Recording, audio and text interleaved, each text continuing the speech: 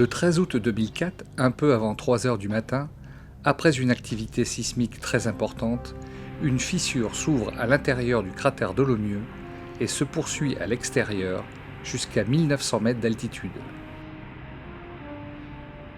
C'est le début de l'éruption du vendredi 13.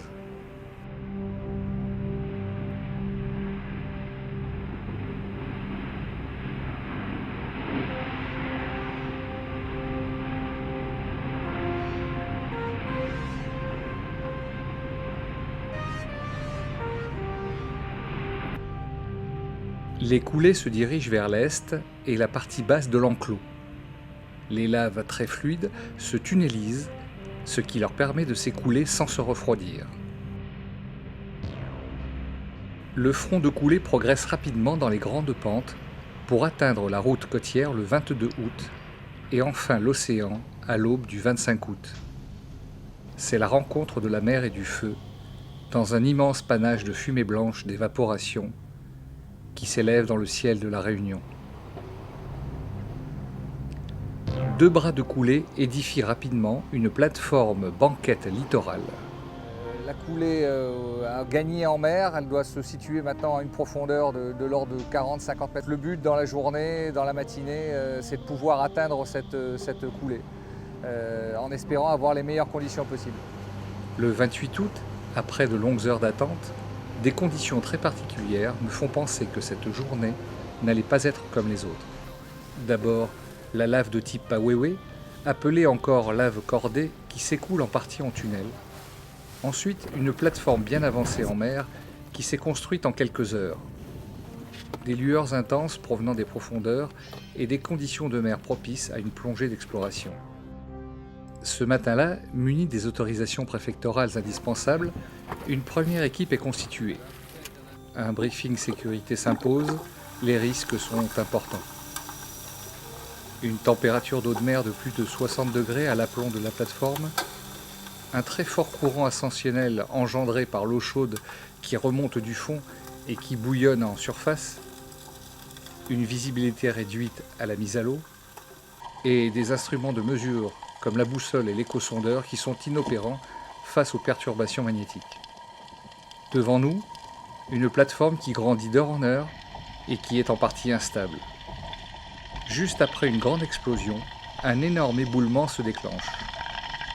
La plateforme pousse et se fracture, entraînant dans les profondeurs devant nous des milliers de mètres cubes de produits volcaniques noirs. Reste sous nos yeux un énorme panache en dégazage verdâtre et un tunnel de lave fraîchement ouvert qui laisse une coulée rapide s'épancher dans la pente avec des fumerolles qui remontent vers la surface.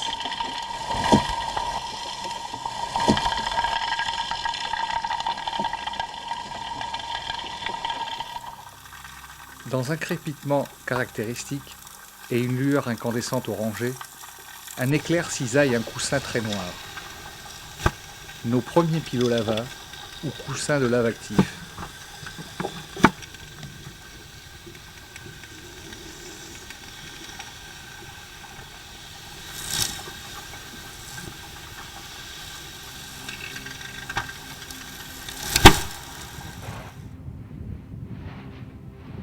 Mais au fait, comment s'est formé un tel phénomène à La Réunion ?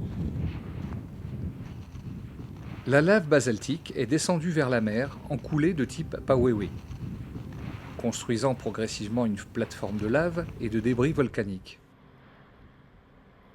La lave est sortie, canalisée en de nombreux tunnels de lave dans la plateforme, à plusieurs dizaines de mètres de profondeur, sur le front très en pente du fond d'origine.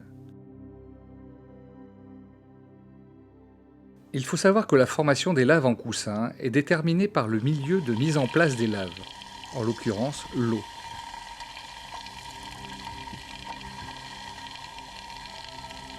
Le contact entre ces deux éléments, une lave à 1200 degrés et de l'eau à 22 degrés, provoque un phénomène de trempe.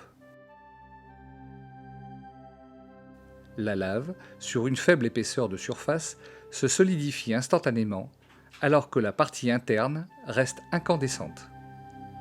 Cette couche de verre de texture vitreuse, noire, brillante, isolante empêche momentanément la partie fluide de s'écouler.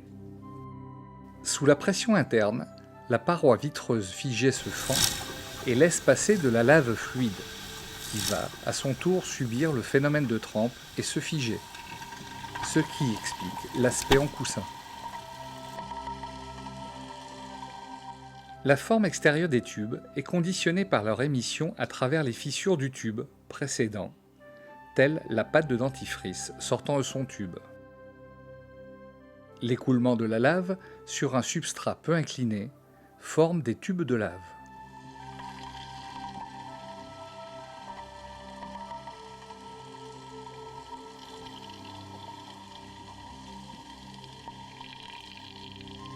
La lave, ainsi drainée, provoque la formation de boules qui se détachent du tube et forment des falaises de boules sur les replats.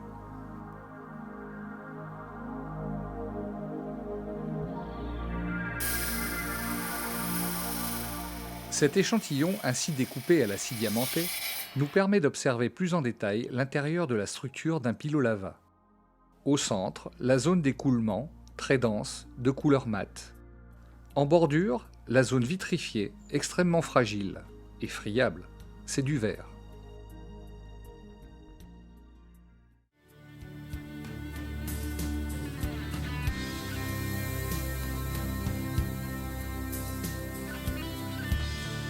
Les pilolavas sont difficilement reconnaissables à cause du couvert biologique, mais une cassure fraîche les révèle aussitôt.